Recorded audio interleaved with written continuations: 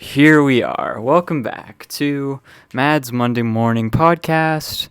And this week we are joined by Theo from the Discord server to talk about Lacan and Deleuze and capitalism. Hi. So where do you want to go first with our little conversation tonight? We could start with Deleuze and Lacan, I think. Okay. So I have questions and stuff. I have things written. I don't know if you did that. Oh, no, I didn't. I'm unprepared as hell.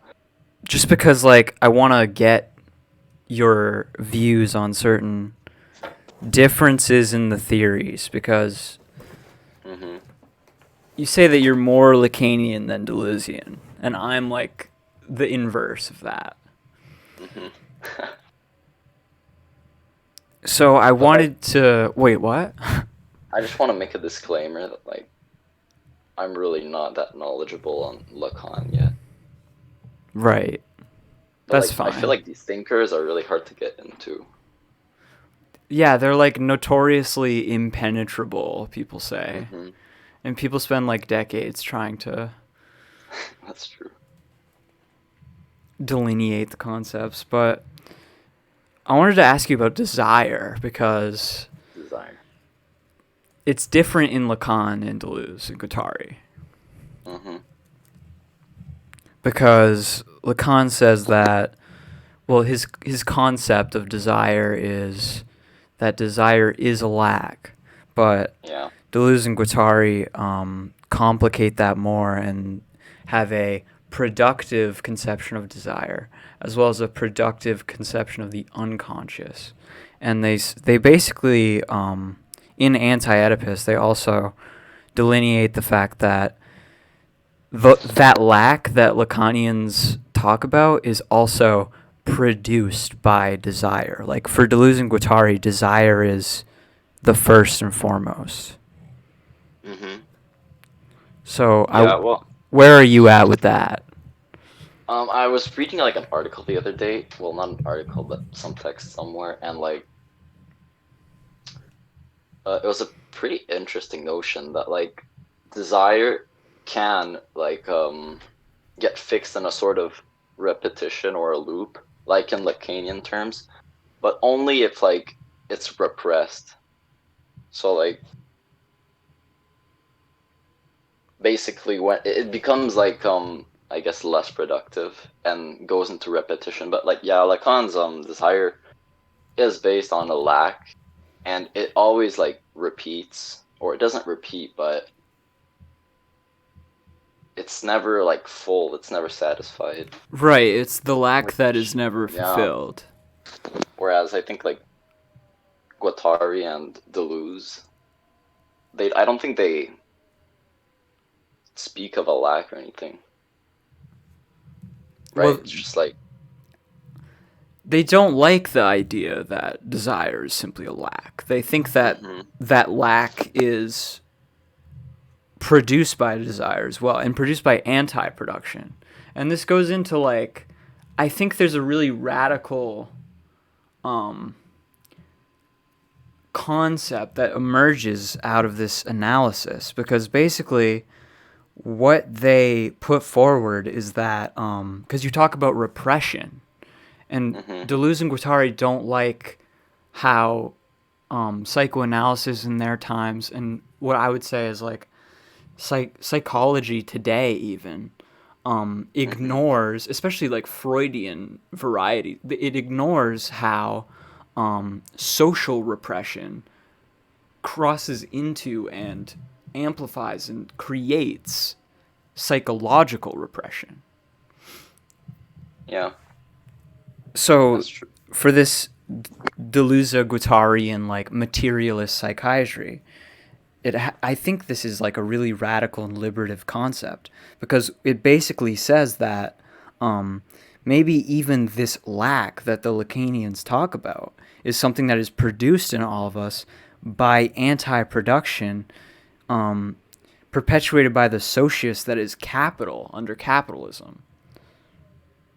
You're actually making a point here, because I think Lacan says that desire and lack and like basically the entire unconscious is like structured by the symbolic order or by even like capitalism, law, rules, stuff like that. And like there, you can what I'm trying to say. Desire is always contingent on the like the social norms and stuff in capitalism and social issues. Right. Yeah, And I think Deleuze actually said that Lacan took the first step in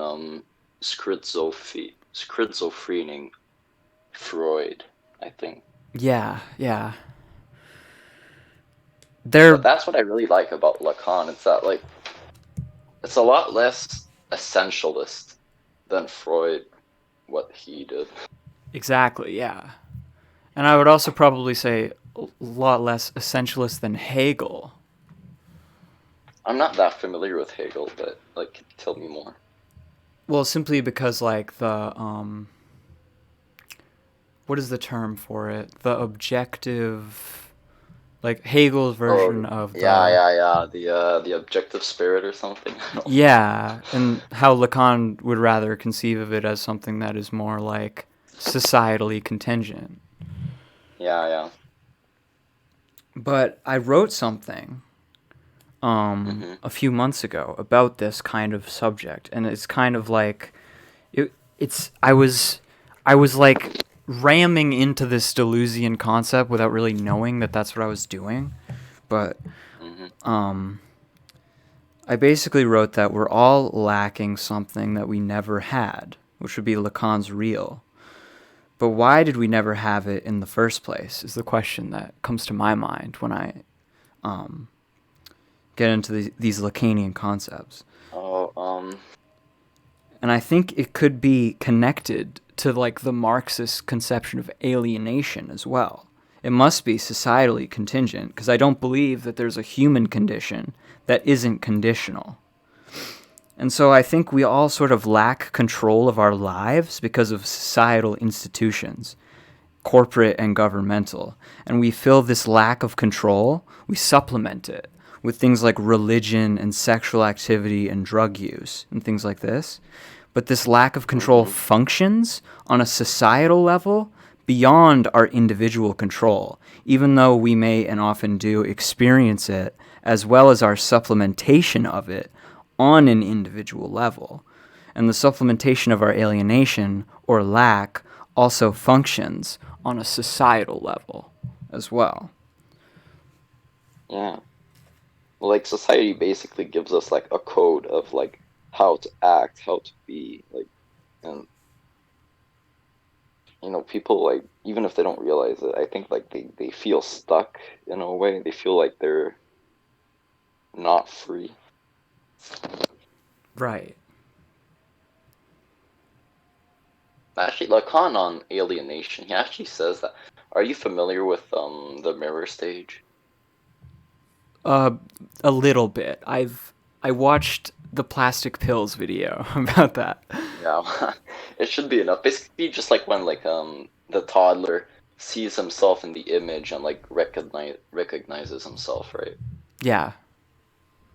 Now that's the point where the ego, in like Freudian terms, is comes into creation, and Lacan says that the mirror stage is actually a misrecognition and that it's actually a source of alienation because it objectifies ourselves and like it reifies ourselves, an image of ourselves, which isn't the same thing as being ourselves in a way. Yeah. And then we're sort of like constantly trying to be seen in order to Yeah. validate the fact that we exist.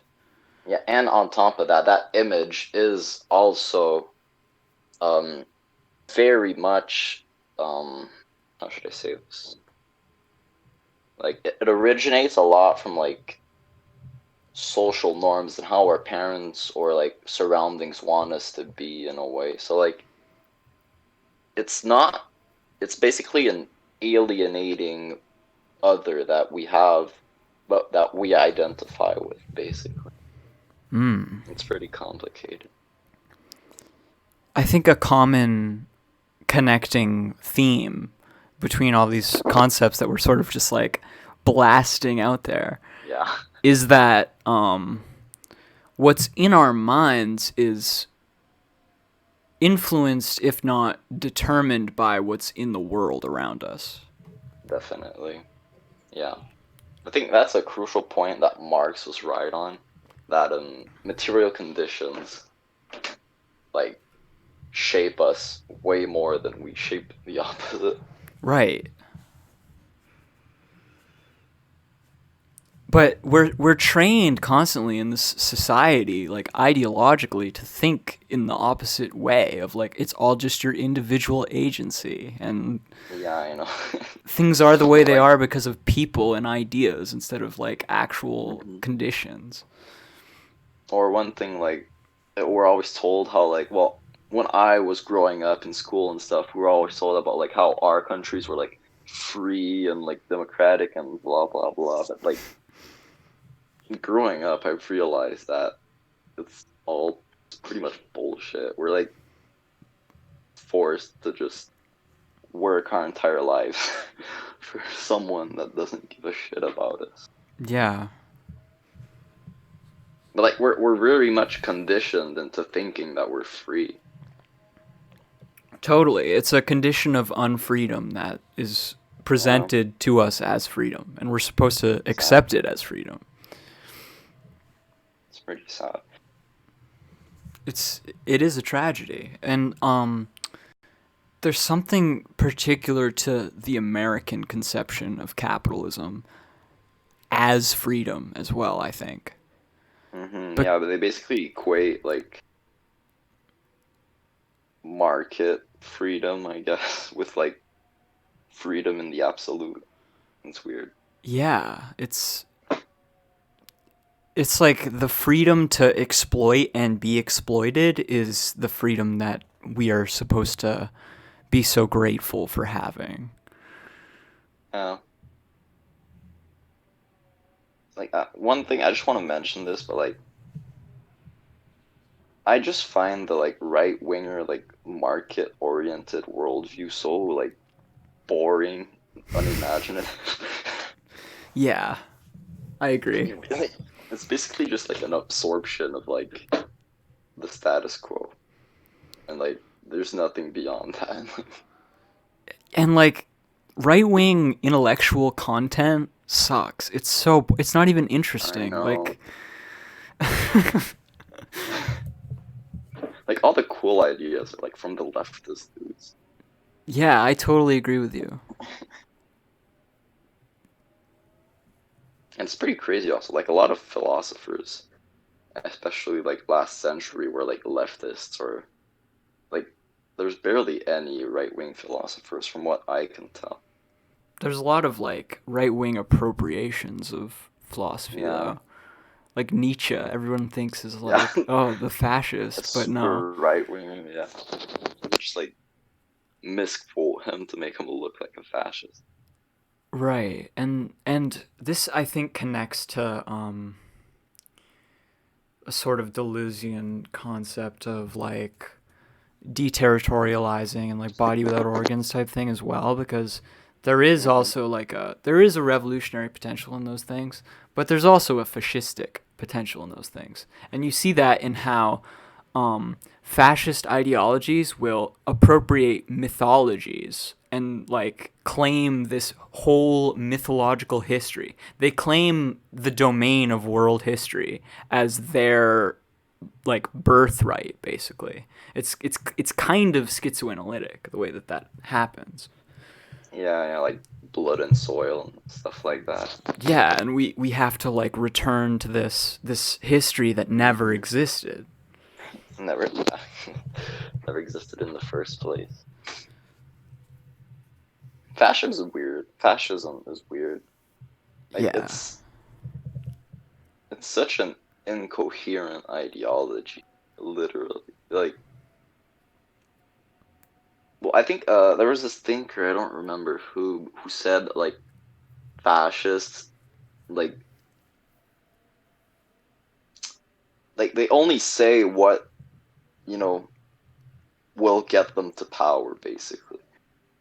Like they have a bunch of rhetoric about like even like mythology and stuff, but they don't believe in any of that. They don't give a crap. Right. Like Hitler would speak of like the Aryan race and whatever. This guy was like drugging himself and like, he was the degenerate he was talking about, like fully impersonated. Yeah, there's an interesting thing about that as well with like the fascist femboys that you see on like the internet and Yeah, stuff. the fascist, like the Nazi furries, like like what? It's very strange. I think that speaks to how fascism is it's a very emotional thing. Oh, definitely. I've seen a bunch of fascists say that like it's literally like they don't use rationality. Like Yeah, it's not a logical it's not a logically no, driven force. It's an not at all. emotionally based ideology.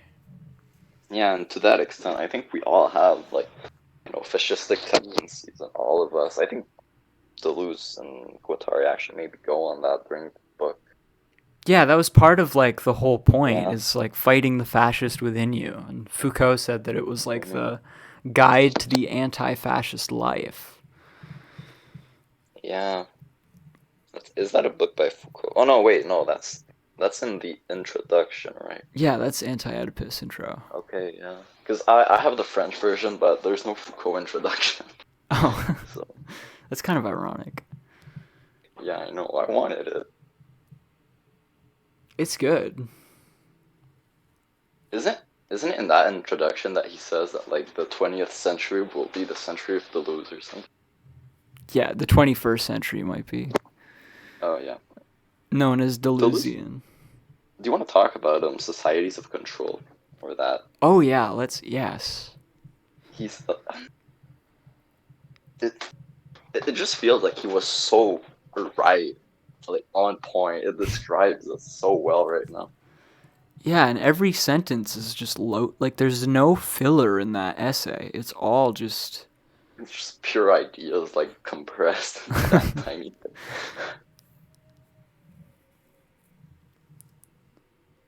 I didn't even know about Deleuze before you introduced me to that. I don't even remember how I found him, to be honest. I think I got like a little interest in him, then like Plastic Phil started making videos, and I was like, oh, this is neat. Mm-hmm. Then I looked more into it, and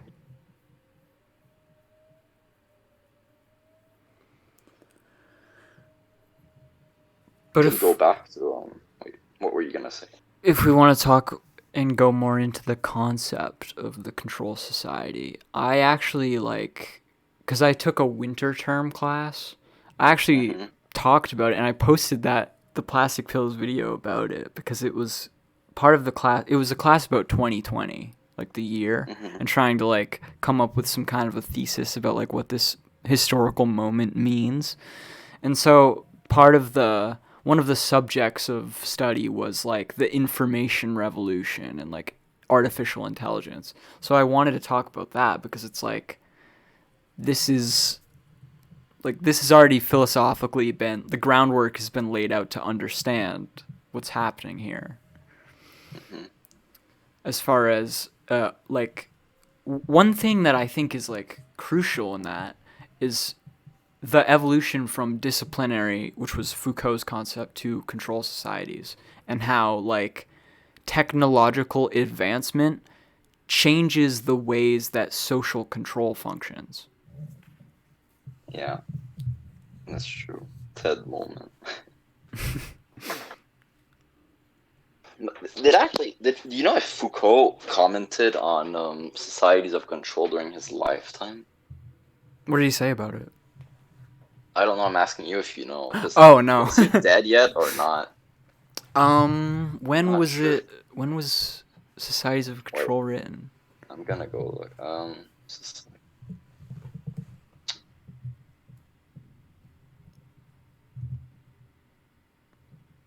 1992.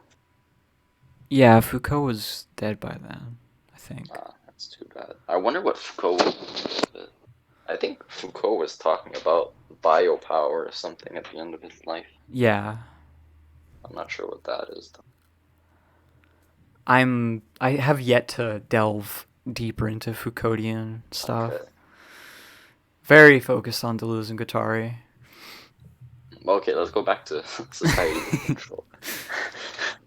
So, the idea that like it goes from um like a box which you can't come out of to like a mold which adapts to your movement, I think is just really representative of how like control and power is exercised today. Like, I'm not sure what you think about this.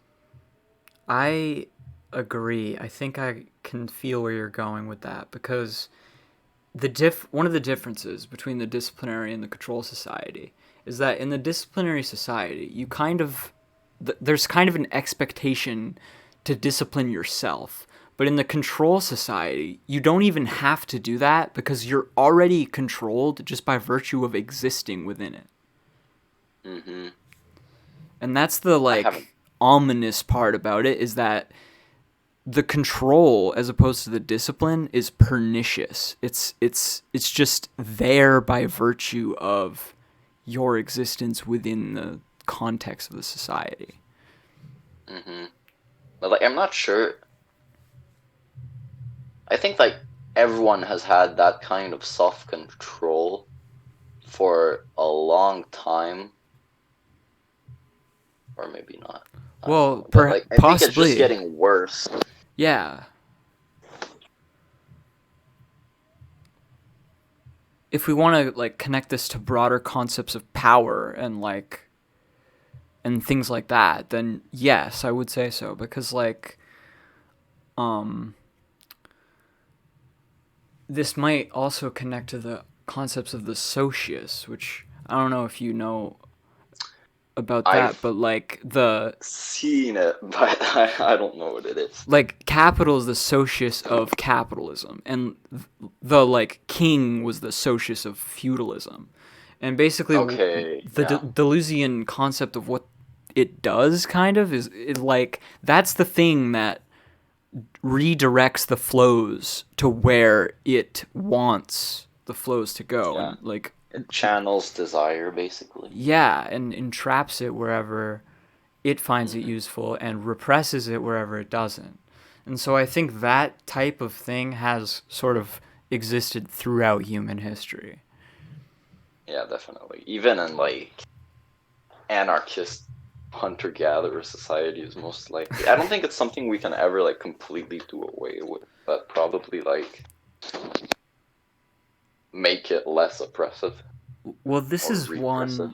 this is one issue that a lot of people have with postmodern theory and critical theory and such is that they say that it posits that power and domination of man by man are things that we just can't overcome. I'm not sure if that's actually the conclusion that we're supposed to come to out of these theories though. I think that Hmm. it's more like a way of understanding like a more modern materialist conception of these oppressions and the fact that they go way deeper than we previously understood. I don't think that the point is that it's like just natural and unable to be overcome. I think the point is just to analyze how deep it goes. Yeah, yeah, definitely. Do you know if Deleuze talks about like a future socius, like post-capitalist, What does he say or about no? that? Are you asking But do you me? know? Yeah, Oh, I am asking. I don't know about a post-capitalist socialist. That might be like some of Guattari's like further works. I'll have to get back to you on that. I've heard that Guattari writes like really. He's really hard to read, apparently. Well, we'll see. I want to read more Guattari too. Because I know that like Deleuze, his earlier books on like individual philosophers were like are supposed to be pretty like easy to read and stuff, and that his works with Guattari are much more like notably hard to read. Well, I think that they were doing a bigger thing than. Are you going to read Thousand Plateaus? Yeah, I'm gonna read that after anti-oedipus. hmm That's a crazy concept of a book to like start it wherever you want. Yeah, and it's like a book of books. Like there's a bunch of different stuff in there. hmm That's crazy. It's so like original. I really love Deleuze's writing style. I started anti-oedipus. Is that how you say it? Anti-oedipus, right? Mm-hmm. Yeah. And like I've never read anything like it before. Straight up. Like it's I don't even know how to describe it. I know what you mean, yeah. It just goes all over the place, but it's really like captivating. Well, my experience as I read it is that like it comes in waves. Like you get to parts hmm where it's like, "Oh, I don't really have enough like background knowledge to understand like what they're really getting at here." But then you read hmm like further pages and it kind of like comes to you. It like sneaks up on you what they're actually saying. And then it's like, "Oh, okay. Like I actually grasp this a little bit better now." hmm You really have to I think it read does it. that. Yeah. Like I really should take my time, like just sit down, like not like try to hurry or anything. Like read one page in like 5 minutes if I have to. Exactly, yeah. Just make sure I really like absorb it. Um, that I'm understanding what I'm reading. I'm Are going you kind done with of it? No, I'm going kind of slow with it, No. honestly. Okay. I think that's the best way to read it. Yeah, if you Like actually want to understand. you'll yeah, you'll miss out on so much too if you like just skip through it. Yeah, I wouldn't want to miss out on any of it because I think that we need, like, the more I read of it, it makes me think, like, we need an anti Oedipus for today. Because so much of what hmm they criticized in psychology and psychiatry has just taken further forms in modern times. hmm Yeah, that's true. But one thing that I like one thing that makes me like Lacan a bit more in terms of like psychology and stuff is that the Deleuzian like subject, if there even is one, is there? I Kind don't know. of. Well, there's probably more than one idea of a Deleuzian subject, but hmm But like it's very how should I say this? Like it's not like I have a hard time connecting it with like other concepts if that makes sense. Like he shapes the desire as productive, but like what about the rest of like psychoanalytic theory or like I don't know, psychology? Like what about the ego or like does that even exist or not? Like it's like I'm having a hard time drawing parallels between Deleuze's like idea and what I already know. Does that make sense? yeah, and I think I get what you mean there because like part of what they talk about, they touch on the ego and anti-Oedipus because they seek out to defeat the ego. Mm-hmm. It's very like it's very much like they're trying to like rethink all of it, which is probably why it's harder to like connect back because they're really trying to like innovate a new way of looking at all of these Mm-hmm. theoretical concepts. Deleuze should have done a TLDR at the end. Just like really concisely explaining what he meant. Like honestly, I'm not even sure if like the ideas he works on in the book are like entirely complete. if that makes sense. Yeah.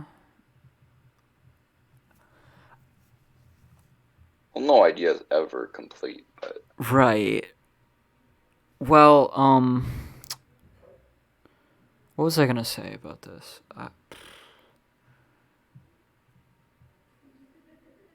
Oh yeah, Deleuze and Guattari are very like skeptical of any, or not even skeptical. They're very critical of any like construction of a structure mm-hmm. upon people's psychology that limits even our analysis of what's actually going on in a given patient's psychology. You know what I mean? Yeah, yeah. Psychoanalysis is full of systems, or like Lacan famously is a structuralist. Well, he's also a post-structuralist. Lacan was weird, but like I know what you mean. Like the structure of Oedipus as an analytical tool, they Mm-hmm. seek to blow it apart because they think that it literally limits the understanding of the person you're trying to analyze. Because what they noticed a lot of the psychoanalysts were doing back in those times was they would basically just sit the patient down, or the analysans down, and just basically tell them, answer Oedipus when I ask you questions, because if you don't answer that way, like they're just going to force your answer into the Oedipus Mm-hmm. triangle. Yeah, So it's like they're taking the conclusion before the actual starting point even. that's true. Lacan is actually, I think, I'm not sure if he's critical of that, but he diverges from that like point of view pretty harsh. But like, Well, I'm pretty sure Lacan said that psychoanalysis is not the art of Oedipalization. yeah, well, he didn't really have much emphasis on the Oedipal complex at all. Right. I think But I that think he's been criticized for like reinserting the Oedipus complex, just like not explicitly, but I well, haven't got into that yet. what Deleuze and Guattari say about Lacan's framework of Hmm. desire and the object and the objet and all of that is that it is basically just a new version of the Oedipus triangle, but not like, you know what I mean? It's Yeah, just yeah, yeah. it's just another limiting structure that they It's like an abstraction of it in a way. yeah. And so they don't think that the replacement of Oedipus with that is actually a solution to the problem of the Oedipus triangle.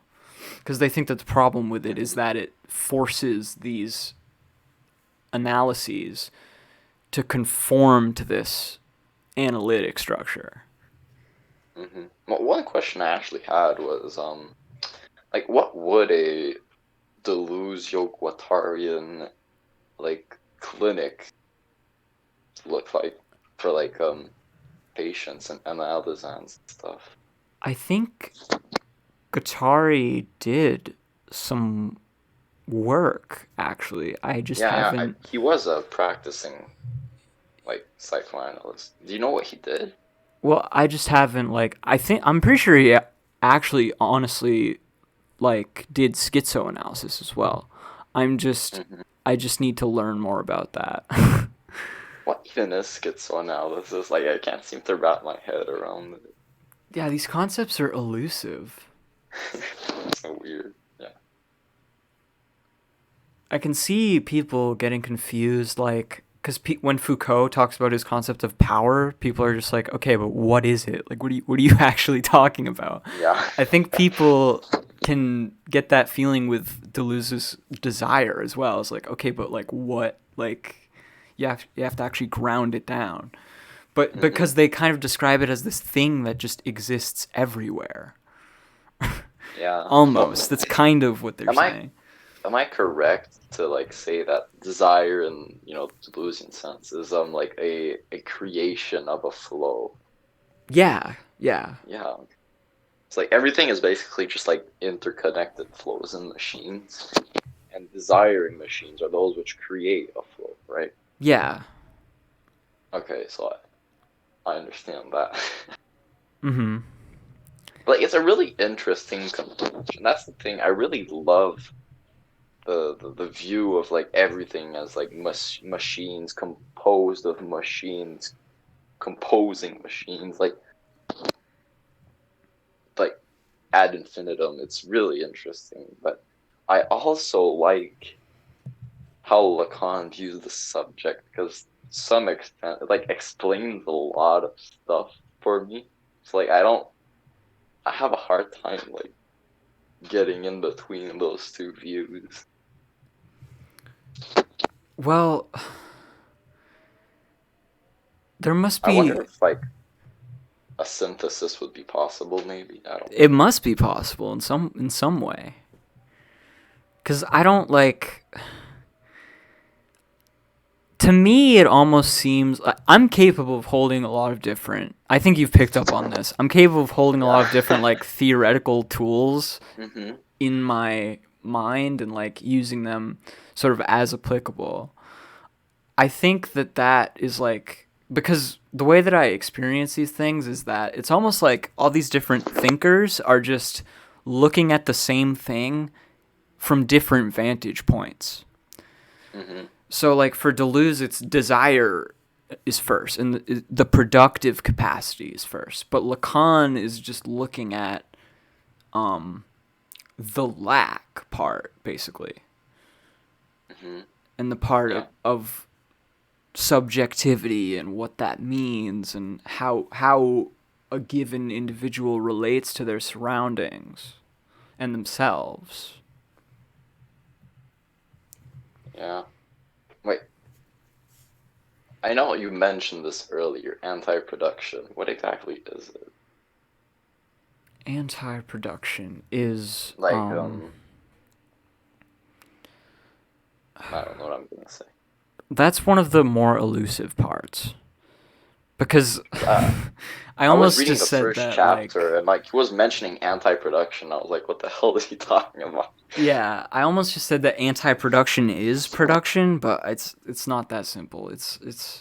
That's a complicated one as well. I feel like a sued because you're like putting me on the spot and I don't know. Don't worry. We're all ignorant. Hmm. Roadcone said something, or Liam said something on his episode. He's like, I'm just a teenager who doesn't know what he's talking about at any given time. And that kind of irritated me because it's like we don't really have to quote unquote know what we're talking about. Like we I everyone feel like has we have some sort of grasp on the subjects. We just like yeah. can't explain them that well. Yeah, it's a skill that develops, I think. hmm Definitely. But I don't have like a expertise bias. I try to not have that because it's like, what does it really mean to know what you're talking about? It's like everyone has ideas. It's true. It's just like some people can like get can express them better for some Yeah, it's articulation is just a skill. reason.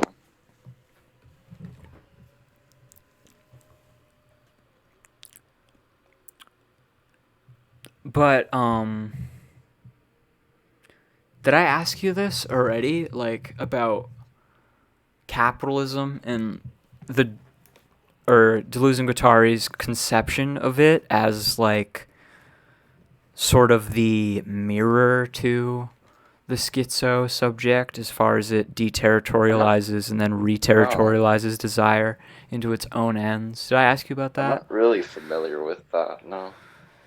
Like I have a very vague idea of what you mean, but not really. Well, we Isn't it like that the capitalist can't ever like put the schizo in a box to like sell him products or something? well, Because the schizo is always like moving around and like crossing the limits. yeah. Should. It's that what you just mentioned is not what I was talking about, but it might be more interesting and clearer to talk about on the podcast because that is the political project that Deleuze and Guattari put forth is operate within the form of the schizo as far as becoming imperceptible, escaping the flows and territorializations of capitalism. Escaping identification and like, Yeah. you know, labels generally. Escaping being and going into becoming, which I think connects back somehow perhaps to Lacan, because you can never, quote unquote, be yourself, but maybe you can be constantly becoming yourself. Yeah, Lacan actually touches on that. But Lacan is complicated. Throughout his lifetime, his ideas change, and like the early Lacan is not the same as the late Lacan. It's just a big convoluted mess. But yeah, definitely. Like for Lacan, you're never yourself. You're always becoming yourself, but you can never reach the end, if that makes sense. And even like your conception of yourself is not either like a, you know, it changes over time as well.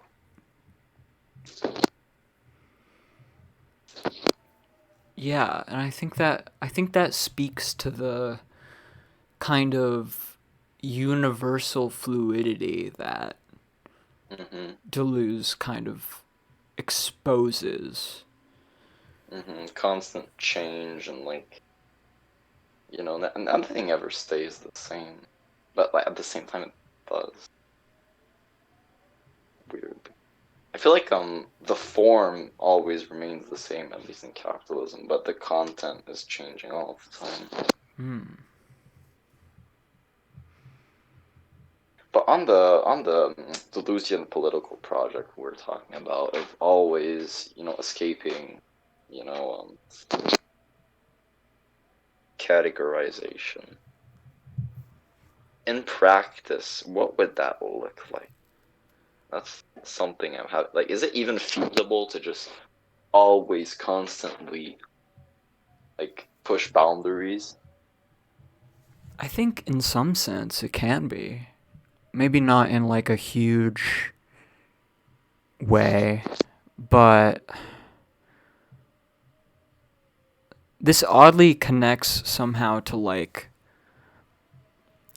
more right-wing anarchist thinking about like blockchain networks and like cryptocurrency and stuff. Oh yeah. Yeah. But I think part of the point is just that it's like there's a critique of contemporary identity politics within this. Because basically if we apply this idea of like capitalism re-territorializes everything into its own ends, and like when you say I speak for this group, you are basically saying like I am what the system that I'm trying to fight, has identified me to be. And so therefore is like you're starting at a disadvantage because you're allowing the thing that you're trying to change to define yourself. And so you can only make like quote unquote progress within the territory that they've drawn out for you. And that's one thing that I think a lot of people who are like racial gender rights advocates and things like that sort of don't understand, is like, okay, but what if the more radical thing to do is to like rethink these territories themselves and escape them? I agree. That's the part about Deleuze that I love so much. Like, it's very charming.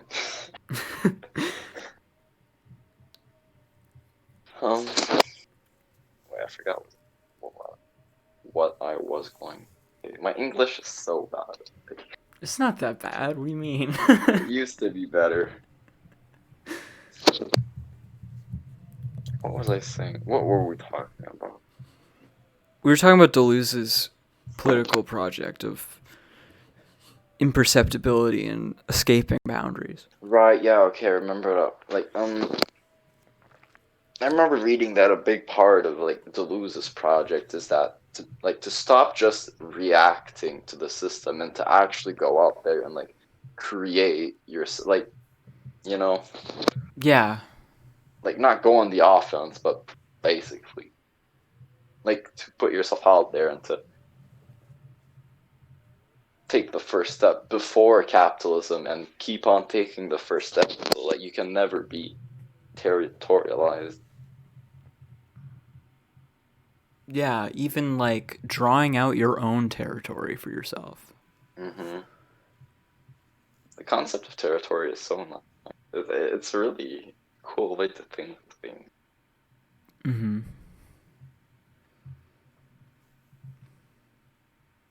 What's a line of flight? I'm gonna have to get back to you on that one too. No, don't worry. I think he might go more into it in Thousand Plateaus. I'm not Yeah, sure. I'm pretty sure. Yeah. I think he also goes back more into territorialization and deterritorialization in A Thousand Plateaus. Yeah.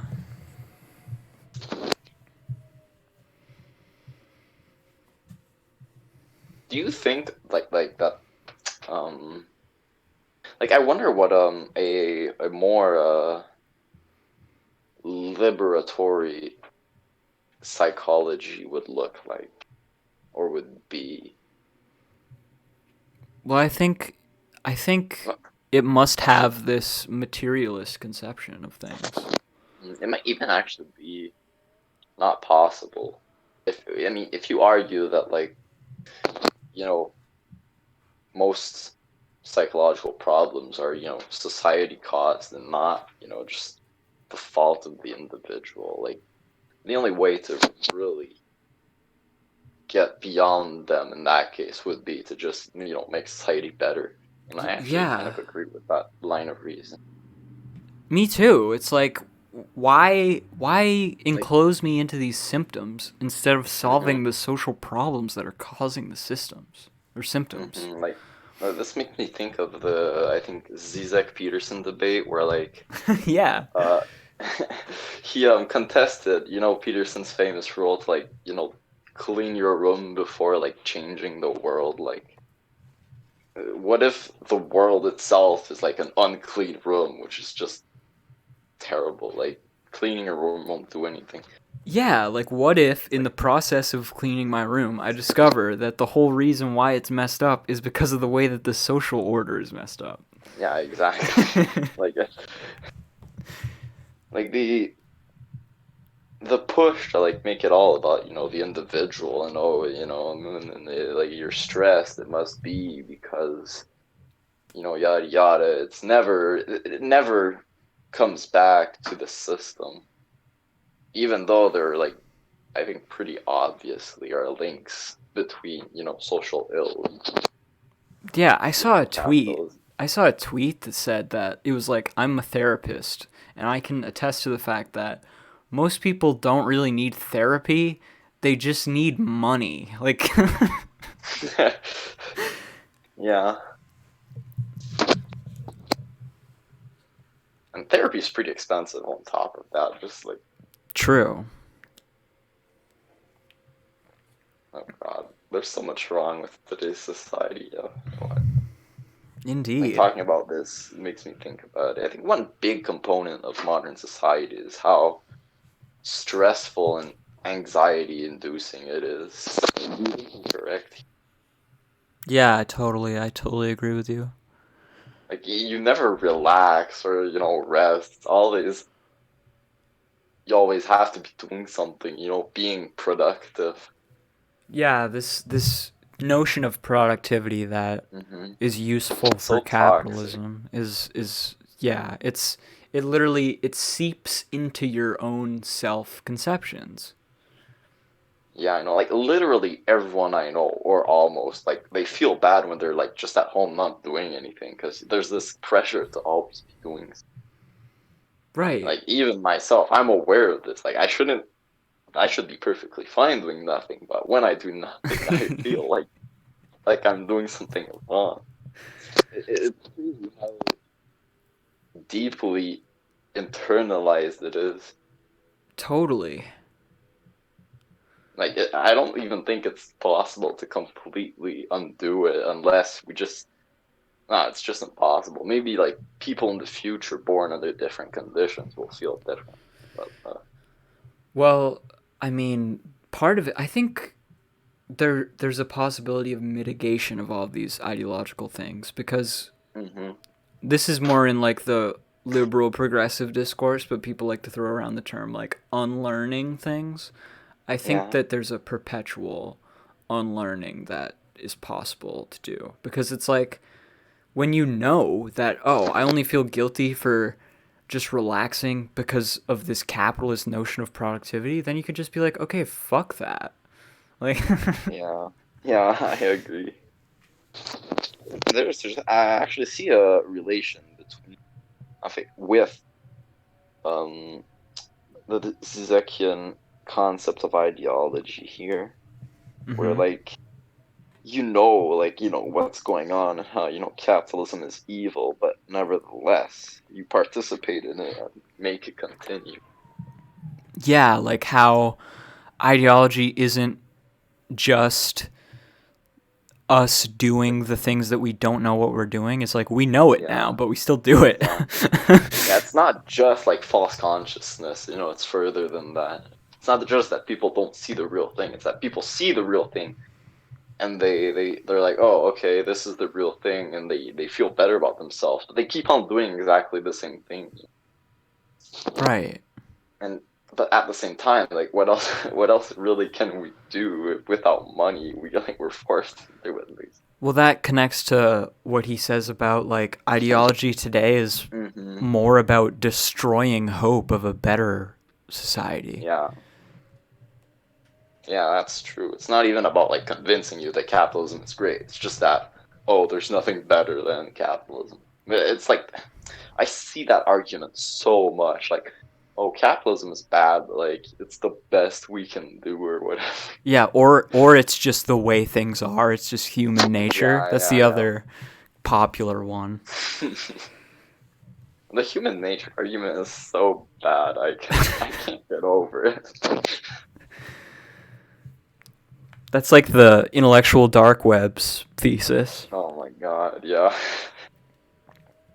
It's always funny because like the Jordan Petersons and like Ben Shapiro's and their actual like academic circles, no one takes them seriously nowadays. Well, I think Peterson and like psychology, I think he's done some, good work there, but like whenever he talks about literally anything else, it's like It's it doesn't ridiculous. make any sense.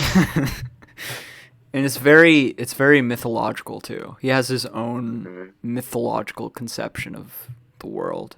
And it's funny how like that His whole conception is so weird. yeah, I don't know. that I don't even whole know how to describe it. that whole entire cohort of people is like blown apart now. Like Sam Harris distanced himself from them. Joe Rogan doesn't talk to Dave Rubin anymore because he realized that he's a grifter. And hmm Jordan Peterson basically ruined his life after getting so like rich. He just like ruined his life. Yeah. No, the crazy thing, Jordan Peterson and his like rule to clean his room, and you see him streaming, and his room is like a complete mess. Literally. It's so funny. Did he go to like Russia or something for like experimental treatment for his addiction? Yeah. And then his daughter like fell in love with a Stalinist there. Yeah. I wonder what he thinks of that. I don't know. The dude has Is he back? Does he yeah, make videos now? yeah, he's back and he's making content again. Okay. Oh, that's too bad. He did a podcast with Matthew McConaughey for some reason. Who even is that? An actor. I've never heard of him. Wait, what's his name? Matthew? Matthew McConaughey. The guy from The Okay. Wolf of Wall Street who like punches himself in the chest. Oh yeah, that dude. Well, I Yeah. didn't see the Wolf of Wall Street, but I saw his face. Okay. Did you watch the podcast? No, I just saw the thumbnail. Okay. Peterson. The thing, I don't like self help books, like 12 Rules for Life or whatever the fuck. Yeah, I think we see the individuation of symptoms problem there too. Hmm. It's like a lot of it is just like, oh, you're usually when you're mentally sick, you're just less productive. So, society wants to make you more productive. So, take a pill or fucking read this book, and you'll be back to making profits for someone else, I guess. I saw Like this this whole I saw this video thumbnail that was like, this is how short your life is, in parentheses, if you live for the weekends. And it's like, dude, this is a fucking condition that capitalism created. Why are you acting like this is what people's fault? Like, and you can just think what else can yourself they out of it. do? Exactly. Or like I remember this post on a Reddit somewhere. Someone was like, "Oh, if you want to get rich, you can do these two full-time jobs here. See, there's a job here. You could get two of these and just like save up money." Like, how? I don't want to work 80 hours per week. Yeah. It's not even feasible. How is that good for you in any way, shape, or form? Everyone's just trying to climb the ladder. It's like we just get turned into these beings who just like it's I hate it. I I know, hate right? the dehumanization of Exactly. capitalism. It's terrible. I feel like so I don't want to grow up. I don't want to become an adult and go working. It just sucks. It doesn't look Same. fun at Yeah. all. Like, is this really like all there is to life? it mustn't be. I think Hopefully not. everyone deserves a better world, and it's almost like we all have lives that we could be living if we were there already. Exactly. Or like the argument that like capitalism is like more efficient or whatever. Like I don't necessarily agree with that, but even if it is that really the biggest problem here? Like, I would rather live in a less productive society that's healthier, for the people in it. Yeah, like Like the is economic growth really the thing that we all want? yeah, Like like in that class that I took about globalization, in the hmm introduction to the class, he says like, "Oh, all human beings, we all value wealth, right? So, like, why are some nations rich and others poor? It's like, let's compare these systems." And of course, that point was kind mm, of like a bash at socialism, basically. hmm But it's like, dude, your premise is off. I don't think we all value profit. I think that's a value system that's been it's imposed commodity upon us fetishism. by the material Yeah, system. Yeah. like anyone realizes that it's just like pieces of paper. No one really cares, but at the same time, we act like if it like money is fucking God or something in today's society. Well, it's the sublime object of Yeah, capitalism. exactly. This sublime object. It's a pretty cool concept. I'm not gonna.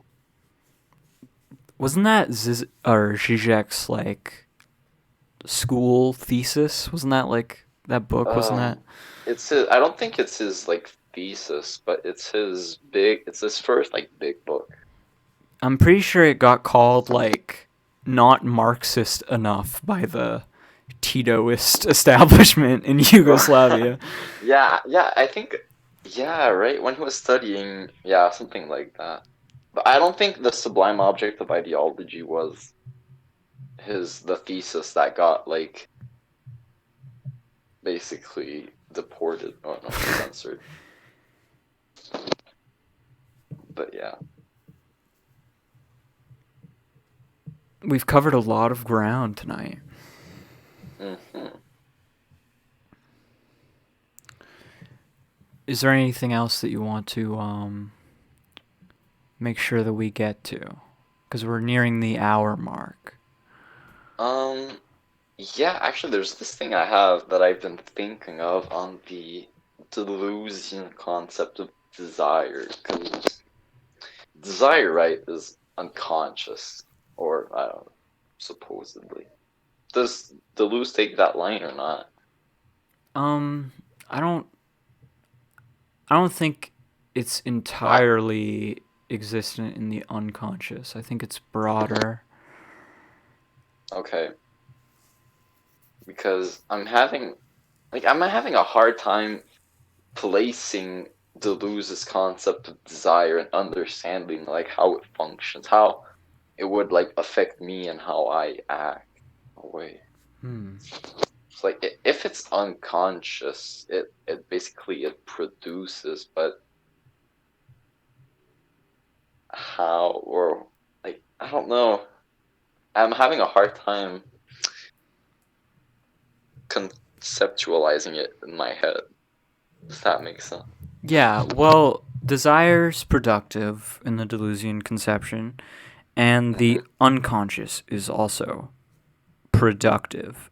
A sort of Yeah. a workshop rather than the theater of fantasy and tragedy and etc. Because Hmm. what they notice in the Freudian analysis of the unconscious in dreams and things like that is that it misses the fact that it's generative. It can only express. It can't create. It can't actually produce. Hmm.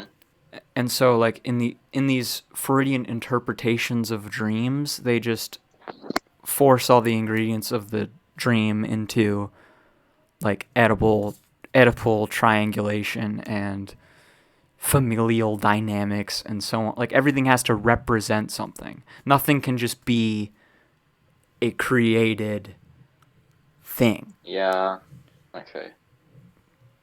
And so, 'Cause like, the productive unconscious is actually a concept that I've sort of folded into this other idea. It's from that Zizek clip that I just love, where he talks about, like, a trans identity as, like, a true free choice, basically, but not like a quote unquote choice. He thinks that it's like a choice that happens on the unconscious level, basically.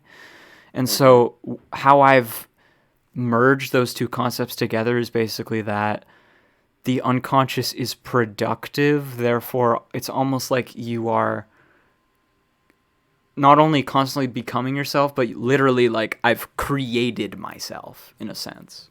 Yeah, that kind of links to Jean-Paul Sartre in a way. Yeah.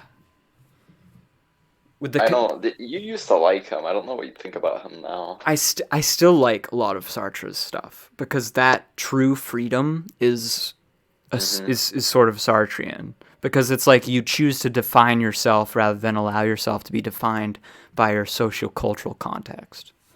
Yeah, definitely. It's crazy how many like links you can draw in between all these like thinkers. Yeah, totally. And it's like, when it clicks and you're just like, oh, like, you know, you could draw something here in between. Hmm. I'm actually planning on delineating all of that into a video in the future too. Oh, nice. Because I don't like I'm very critical of like mainstream discourse and conceptions of like what it means to be trans too and like what gender is. Hmm. A lot of it is very like woke essentialist. Yeah, I have the liberal stuff. BuzzFeed, the meme. I mean, at least it's better than the conservative stuff. True. But yeah, definitely, like, essentialism is such a. I hate it. It's such a It's, plague.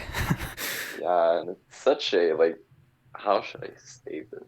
It's a lazy way to view the world. Totally, because it's just like, oh, things are just that. Yeah, Things are just the way that they are. like, oh, there's nothing more to see here. Just and things are never the way that they are. That's one of the things that like makes the world so incomprehensible to a certain extent. Well, that's one of the things that makes the world so interesting and beautiful to me. Also, I wonder, like, Lacan speaks of before you get integrated into like the symbolic order and like before you you form an ego with the mirror stage. Like, I wonder how you experience it as a baby, you know? Like, before all of that stuff. Like, is it just like pure sensation? Or like, I don't know. It's impossible to imagine, but I Yeah, would like to live it again. it must have been a more peaceful state of things, I would assume. Well, he actually says that it's isn't, because I'm not, like, that's what I also would assume, but he says that because, like, before you form your ego, you're basically like a fragmented body, right? You don't have any form of coherence in yourself. But you also So, don't like, have any existential anxiety yet. also, yeah, that's true. That's one of the points where I don't like Lacanian thought. Like, I have, I just feel like, before all of the socialization and all that crap, like, life shouldn't, like, he talks about it as being, anxiety inducing and stuff like that, but I don't know. I have a hard time believing that. If that makes sense. Why? Like what? I don't know. It doesn't feel to me like, especially when, growing up, as you're integrating more and more of, the society's code. When you're young, when I remember being young, I remember being so, like, not carefree, not in that way, but, like, the rules just apply less, if that makes sense. You can do a lot more. It's less restraining because you're just, like, not aware of, like, how you're supposed to be, and, like, before all of that, like, when you didn't even have knowledge of, like, the world, or, like, distinction between the self, the exterior, and all of that, like, it just doesn't seem to me like it would be negative, or even positive, maybe just, like, neutral, I guess. I don't know. Well, I mean, I think part of what you're talking about is something that I've almost like held on to a little bit, maybe from youth, about like criticism of the social order and just the ability to think like just because things are socially defined doesn't mean that that's actually the way that things are. You know what I mean? Like an ability to Yeah. go against it. But I need to find ways to go against it, because it's kind of hard to think outside of, like, the box. I find it sort of intuitive, to be honest. Really? Yeah, like How's it's that? just the way I am is just like this. Hmm. I have this rebellious like. You're just essentially rebellious. Well, I wouldn't say that. Yeah, yeah, all these essences that make up people's personalities, I would also say come from external thing, but it could also be like some kind of There may be, mixture like, of what was there. biological Yeah, at right. play, but it's probably not that important. So I guess in a Foucauldian sense, like I'm the rebel that was created by the power structure in order to rebel against it. That kind of thing. The proletarian intelligence, Yeah, if we want to get as Gramscian. Gramsci would have it, yeah. Yeah, definitely. There definitely are people who, like, you know, not rise above their peers, but Right. like, Just how should I seeing say beyond the this? veil. That's what it Yeah, yeah. is. But it's not. It's more than that. It's not just seeing. It's creating too, like, in the Deleuzian way, Yeah, almost. yes, and that's what I love about Deleuze so much. That's why I relate to it. Hmm. Maybe in the way that you relate That's to the thing. Lacan. Yeah, but, like, I really like both. Like, I I'm more on Lacan's side, but that may just be because I've, like, looked more into Lacan as it is now. But I'll get to Deleuze. I'll see how it is. Okay. I actually probably read Deleuze before Lacan because Lacan, like, he has no, like, big books that you could just read and you'll understand him. This is just a mess. He has a bunch of seminars and whatever. Like, Deleuze, you just, okay, the Capitalism and Schizophrenia, okay, you could just pick them up and read them. It's pretty straightforward, but Lacan is just, like, all over the place, and it's really annoying. Yeah, it's interesting how Deleuze is like, he's so creative and open, but he's also like so Hmm. down to earth, and like he definitely Yeah. considers himself to be like a practical person too. If you And when you watch look those at his interviews. life, he didn't do much. Like, he just stayed in Paris his whole life, basically, and, like, taught and wrote stuff. Well, he said like academics' lives are very boring. Yeah, it's kind of hard to imagine how this person would, like, write all these crazy things and just, like, lead that kind of life, you know? I think he smoked a lot of weed, to be honest. Maybe. No, I don't think so, because his lungs later were just destroyed because he smoked. Yeah. Have you seen the interview? Yeah, right. Yeah. You know how his voice is, like, super, like, rusty? Yeah, Like, it's so like he yeah, smoked himself out. yeah, his lungs are freaking wrecked. I think he actually, I think he killed himself partially because of that, because, like, the pain was just really bad at some point, and Yeah, and it's all, also apparently he thought that people should own their own death, so he didn't want to succumb to the yeah, disease. yeah. I actually really agree with that. Like, to be honest, okay, I'm not gonna make any claims here, but you should own your death. I'm amicable to that position, yeah. Yeah, me as well. And it's also like, killing yourself, whether you like it or not, is just, like, basically the only form of absolute control you'll ever have over life. That's one thing that I've discovered in a dark way. Hmm. But I think there are more possibilities in the living world. And I've Yeah. honestly come to view suicide as like, especially for myself and like other people who are like connected to me, as like a premature defeat of yourself. Camus. Camus. I don't know how to say his name in English. I just say it in Yeah, we just say like Camus. Camus. It's so weird. A lot of, like, the English names of French people sound fun. Deleuze, Lacan. They sound really different. Oh well. I'm sorry. I really like Felix. Like instead of Felix, it's Felix. I love that. Felix. Felix. I love So, that. French is a pretty language. I like to speak French.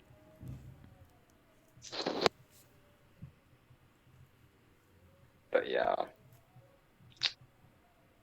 Well, I don't think there's any other subjects to cover. Okay. Well, we could continue, but I'm tired. Okay. Well, thank you everyone for joining us for this more deep theoretical installment of the podcast. And we will see you next week.